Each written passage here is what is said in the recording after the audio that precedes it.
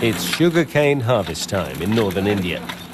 Diesel engines can be heard everywhere as the push is on to process the crop as soon as possible. Yogesh Pandey from the German insulating company Käfer is making a brief stop. The energy efficiency expert is on his way to a paper mill in Muzaffarnagar, 3 hours from Delhi. But his know-how is needed here too. Their flat belt is loose and it's almost 10% loose. As a rule of thumb, if it is properly tied, the power transmission efficiency will increase by 10 to 15%. Once it's pressed, the sugarcane sap is made into jaggery, an unrefined sugar. Here too he has suggestions for improvements. This tells us that there is incomplete combustion. Like black smoke is coming, this tells that there is more carbon monoxide content. For Pandey, this production process represents just one small example of India's enormous energy consumption, which not only harms the environment, but is also becoming a burden on the economy. The cities in particular are increasingly experiencing electricity blackouts. Whether coal, gas or diesel, the demand for energy is simply too great, and it's growing daily, says Anand Shukla, an energy expert from the German Association for International Cooperation, the GIZ. He's just come from a meeting in Gurgaon, a business centre just outside Delhi. If I see that there is no power and we have to depend on the alternate sources like diesel generators, so that scares me coming to Gurgaon. That's why, at Delhi's largest hospital, work is underway in the basement. The International Climate Initiative has provided €1 million for a combined cooling, heat and power, or Trigeneration plant. Anand Shukla has been in charge of the German-Indian pilot project for 2.5 years.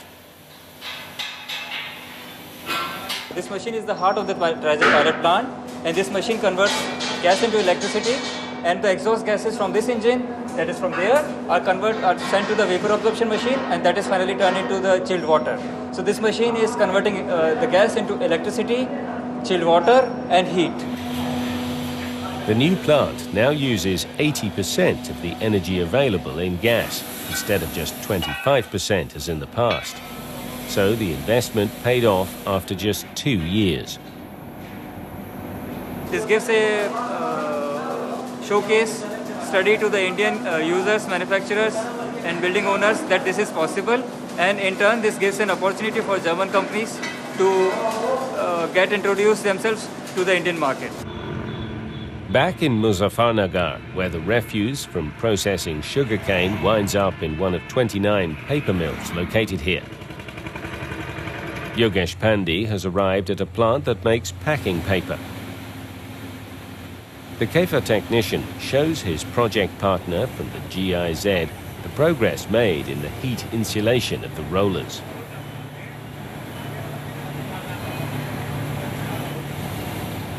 A special insulation material reduces heat loss, saving energy by 5%. The problem which was in this kind of project was that earlier, whenever some of the plant has tried to insulate this dry sidewall, it peels off within 2-3 months.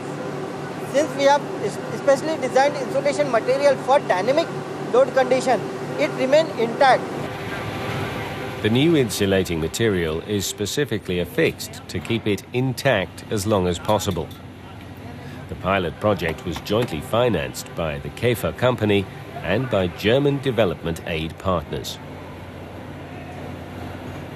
The insulation is expected to have paid for itself within 4 months. This type of thing can be multiplied not only in paper. Similar thing can be done for the textile, food processing and other type of industry. The problem with this small and medium scale industry, they are not aware about this type of system. So we hope this may be multiplied to other industrial sector also. This factory will be able to save around 500 tons of coal each year. But the chairman of the Paper Industry Association in Muzaffarnagar is convinced the numbers alone would not have swayed his colleagues.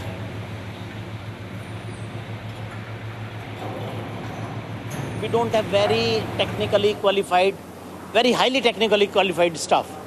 So we need something to be seen first. So that's why a pilot plant is required. Now, like we have installed this, many of the other industry will copy and they will go for it. Whether Indian companies or their German partners, the transfer of technology has to pay off for all parties involved.